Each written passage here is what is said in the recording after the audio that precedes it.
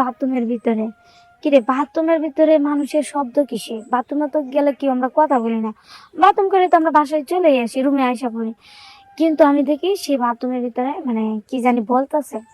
বলার পরে শব্দ হইতেছে মানে কি জানি হাই মানে কিরকম একটা অদ্ভুত শব্দ, যেরকম মানে স্বামী স্ত্রী থাকলে শব্দ হয় এরকম শব্দ করতেছে। হা হিস মানে এরকম করতেছে, কি রে হিস হিস করে কারা, আর কবে ব্যথা লাগে মানে এরকম বলতেছে।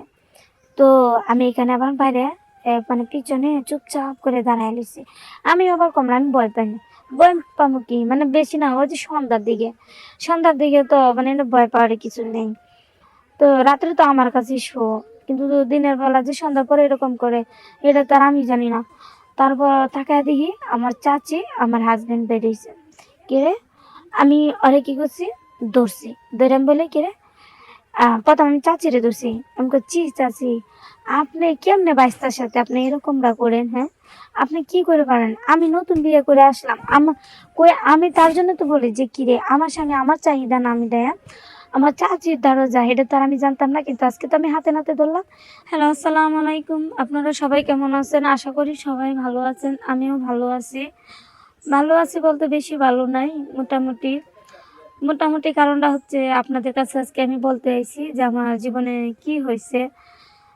তার জন্য মনটা ভালো না দেখে আজকে আমি আপনাদের সবার সামনে আসলাম। আমি আইসা আমার জীবনের গল্পটা বলতেছি। আমাদের বিয়ে হয়েছে প্রায় বেশি দিন হয় নাই, ৩ মাস হয়েছে বিয়ে হয়েছে।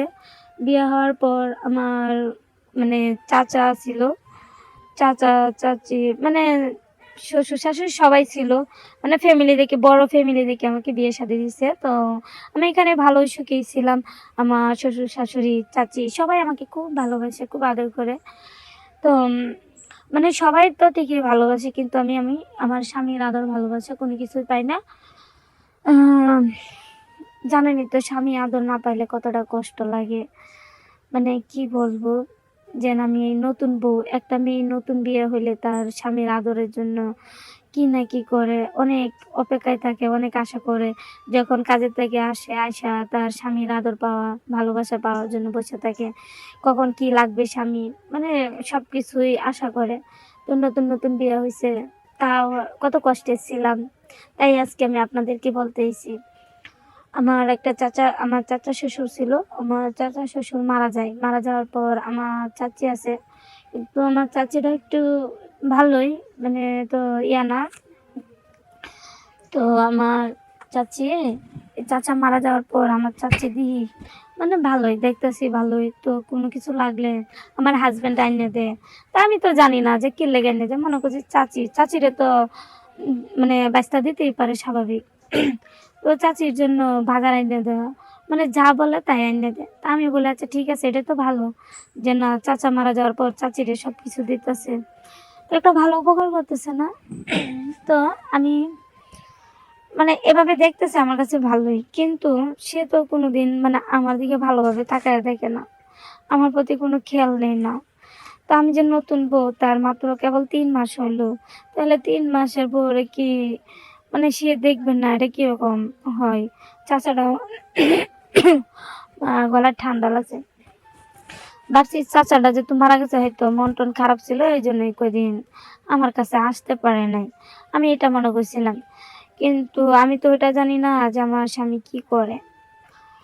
তো আমি দেখি আমার স্বামী আমার চাচি শাশুড়ির সাথে মানে এমনি কথা বলে, কিন্তু কোনো সময় দেখি না যে খারাপ কিছু করে, আন্তাজি তো কিছু বলতেও পারি না।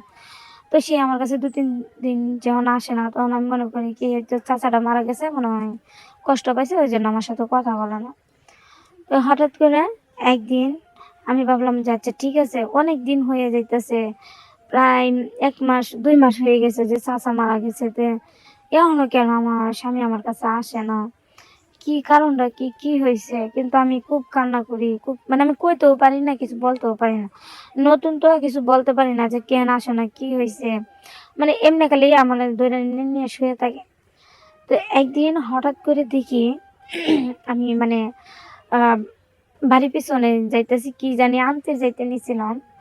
যাওয়ার পরে দেখি মানে আমাদের বাথরুম তো ইয়া করা, পাকা করা। তো সে বাথরুমের ভিতরে কিরে বাথরুমের ভিতরে মানুষের শব্দ কিসে? বাথরুমে তো গেলে কি আমরা কথা বলি না।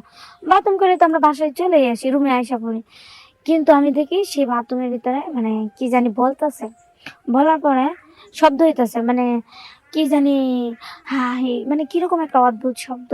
যেরকম মানে স্বামী স্ত্রী থাকলে শব্দ হয়, এরকম শব্দ করতেছে। হা হিস মানে এরকম করতেছে। কিরে হিস হিস করে কারা? আর কবে ব্যথা লাগে? মানে এরকম বলতেছে। তো আমি এখানে আবার বাইরে মানে পিছনে চুপচাপ করে দাঁড়ায় রইছি। আমি আবার কমলা আমি ভয় পাই না। ভয় পামু কি? মানে বেশি না ওই যে সন্ধ্যার দিকে। সন্ধ্যার দিকে তো মানে ভয় পাওয়ার কিছু নেই। তো রাত্রে তো আমার কাছেই শো। কিন্তু দিনের বেলা যে সন্ধ্যার পরে এরকম করে এটা তো আর আমি জানি না। তারপর তাকায় দেখি আমার চাচি আমার হাসব্যান্ড বেরিয়েছে। কিরে? আমি ওরে কি করছি? ধরছি। ধরে আমি বলি কিরে? ১ম আমি চাচিরে ধরছি। আমি কচ্ছি, "চাচি, আপনি কেমনে বাইস্তার সাথে আপনি এরকমটা করেন, হ্যাঁ? আপনি কি করে পারেন? আমি নতুন বিয়ে করে আসলাম। আমি তার জন্য তো বলি যে, কিরে আমার স্বামী আমার চাহিদা না মিটায়া আমার চাচির দ্বারা যায় এটা তো আর আমি জানতাম না। কিন্তু আজকে তো আমি হাতে নাতে ধরলাম। ধইরা দেখি যে না পরে স্বীকার করছে হ্যাঁ আমি এরকম করি। আমি কই চাচি তাইলে আপনি বলতেই তো পারতেন। আমি আপনাকে বিয়ে দিয়ে দিতাম। কত মানুষের তো আসে। তাই বললে কি আপনাকে বিয়ে দেওয়া যাবে না? তার জন্য কি আপনি আমার স্বামীর সাথে এরকম পরকীয়া করবেন? আপনি স্বামী মারা গেছে কয়দিন হইছে। কিন্তু আমি তো আপনারে মনে করতাম যে আপনার চাচি আপনার খুব বিশ্বাস করতাম। কিন্তু আর আপনি এই কাজটা আমার স্বামীর সাথে করতে পারলেন। আর আপনি একটা মেয়ে হয়ে আপনার ছেলের বয়সের মেয়ের কিভাবে আপনি কষ্ট দিলেন?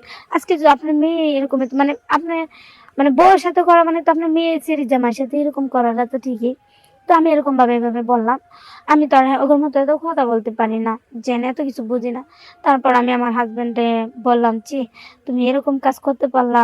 আচ্ছা এটা যে করছো তুমি কি ঠিক করছো?" পরে আমাকে বলতেছে ক আচ্ছা যা করছি তো ভুলেই করছি। আচ্ছা তুমি আমার ইয়া করে দাও। আমি কই, "আচ্ছা ঠিক আছে।" তাইলে আমি কি করছি? তাই আমি কই যে চাচিরে আমরা ভালো জায়গায় একটা ভালো ইয়া দেখে বিয়ে শাদী দিয়ে দেই। পরে বলল, "আচ্ছা ঠিক আছে।" তো চাচিরে আমরা বিয়ে শাদীও দিলাম। দেওয়ার পরে আমাদের সুখের সংসার সুন্দর মতোই কাটতেছে। আপনারাও দোয়া কইরেন যাতে আমি ভালোভাবে এভাবেই সংসার যাতে করতে পারি। আর এরকম যাতে দেখবেন কেউ না করে। আর এটা কিন্তু ঠিক না। বাচ্চার সাথে চাচির এরকম পরকীয়া করাটা ঠিক না। হুম? তো বাস্তবে আমার সাথে এরকম ঘটলো। তো আপনারা সবাই সতর্ক হয়ে থাকবেন, ভালো থাকবেন, নিজের খেয়াল রাখবেন। ওকে, আল্লাহ হাফেজ।